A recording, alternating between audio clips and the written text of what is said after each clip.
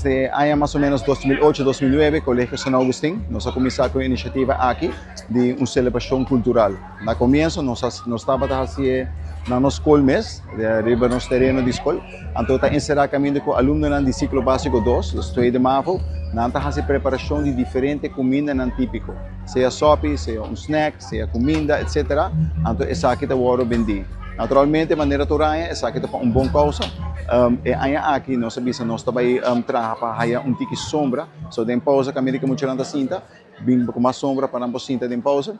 E também nosso diploma de cultura aí nós está só a base de fondo na cor recauda, nós está percorrer para essa aqui.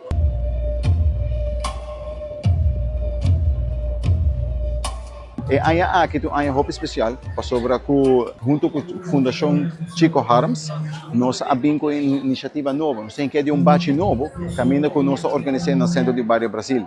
E tudo o que pode mirar aqui, está aqui na Fundação Chico Harms, que nós podemos lograr para a tarde, a noite, nós não somente receber em general, botar para a locação tem uma infraestrutura mais ideal comparado com o caminho com nossa escola. Alumnonan de ciclo básico 1, está esta na uma apresentação de poesia, arte e teatro.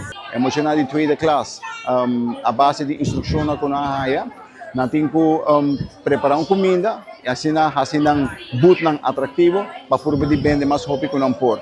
Essa aqui está na cifra. Então, essa aqui está evacando está trabalhando junto, está papiamento, está seca veio, está NNT, não está trabalhando junto, então para final na apresentar um produto.